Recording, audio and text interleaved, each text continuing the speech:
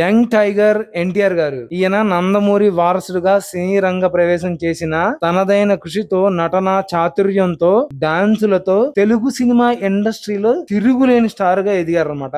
నందమూరి వారసుడైనా సరే తనకంటూ బలమైన అభిమాన గణాన్ని సంపాదించుకున్నారు. చిన్న వయసులోనే ఇండస్ట్రీ హిట్ కొట్టి అప్పటికే నంబర్ 1 గా ఉన్న పెద్ద హీరోలకు సైతం చెమటలు పట్టించారనమాట.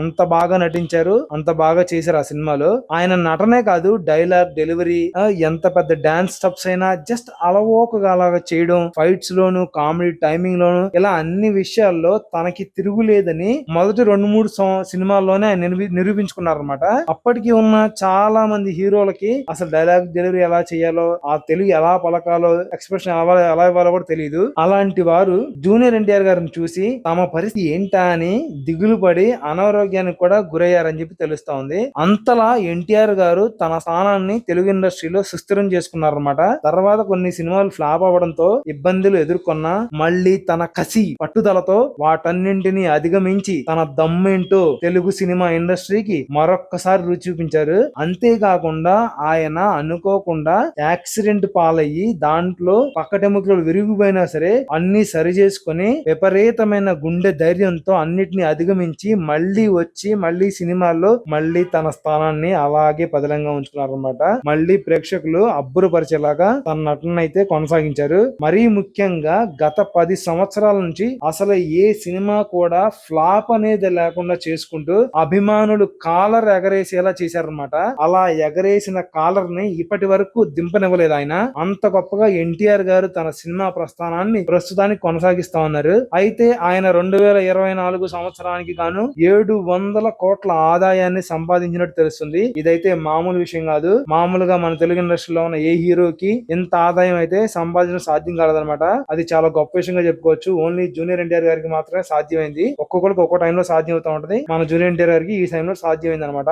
ఆయన నటించిన దేవరా సినిమా రిలీజ్ అయ్యి ప్రపంచ వ్యాప్తంగా వసూళ్ల వర్షం కురిపించింది. అసలు అభిమానులు అయితే ఆ సినిమా చూసి పండగ చేసుకున్నారు. దాంట్లో చాలా మూమెంట్స్ ఉంటాయి, అభిమానులకి పోనగాలు తెప్పిస్తాయి అనమాట. అవన్నీ ఫస్ట్ లో అంతగా అనిపించబోయిన తర్వాత చూసే కొద్దికి ఇంకా ఇంకా ఇంకా ఇంకా అసలు చాలా బాగా ఎక్కేసింది అభిమానులకి అయితే మాత్రం. ఆ సినిమా ద్వారానే ఆయన దగ్గర 700 కోట్ల కలెక్షన్ తెచ్చుకున్నారనమాట.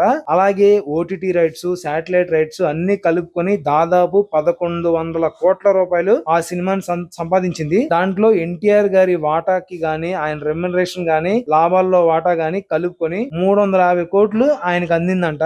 అలాగే వార్ 2 రెమ్యునరేషన్, ఎన్టీఆర్ నీల్ మూవీకి సంబంధించిన అడ్వాన్స్, ఇంకా ఆయన వ్యాపారాల నుంచి మరో 350 కోట్లు కలుపుకొని మొత్తంగా ఎన్టీఆర్ గారు 2024 సంవత్సరానికి గాను 700 కోట్ల ఆదాయాన్ని సంపాదించినట్టు తెలుస్తుంది అనమాట. అసలు ఎన్టీఆర్ గారు పడ్డ కష్టం దేవరా సినిమాకైతే అన్ని ఆయనే నడిపించారు. సినిమా ఒప్పుకోవడం గాని, తీయడం గాని, పర్ఫార్మెన్సే కాకుండా ఆ సినిమా పబ్లిసిటీలో ఎన్టీఆర్ గారి కీలక పాత్ర పోషించారనమాట. ఆయన అమెరికాకు కూడా వెళ్ళారు. తర్వాత మొన్న రీసెంట్ గా జపాన్ లో రిలీజ్ అయితే అక్కడ కూడా వెళ్ళారు. అభిమానులతో మాట్లాడారు, డాన్స్ కూడా చేశారు, ఎంతో మందిని ఉత్సాహపరిచారు అనమాట. అసలు అభిమానులు ఇది కదా మనం ఎన్టీఆర్ గారి నుంచి కోరుకుంటుందని చెప్పి ఎప్పటి నుంచో అనుకుంటా ఉన్నారు. ఈ 10 ఏళ్ల నుంచి మాత్రం అభిమానుల దాహాన్ని ఆయన 10 ఇంతలు తీరుస్తానే ఉన్నారనమాట. అలాగా ఎన్టీఆర్ గారు పడ్డ కష్టానికి సరైన ఫలితం దక్కినట్లు మనకి ఇప్పుడు అర్థమవుతుంది. అలాగే ఇప్పుడు ఆయన నటిస్తున్న వారు ఎన్టీఆర్ నీల్ సినిమాలపై కూడా భారీ అంచనాలు ఉన్నాయన్నమాట. అసలు ఎన్టీఆర్ గారు వార్ 2 సినిమాలో పృథ్వీకృష్ణ గారితో కలిసి నటిస్తున్నారు. వీరిద్దరూ కూడా డాన్సుల్లోను, యాక్షన్ లోను, పర్ఫార్మెన్స్ లోను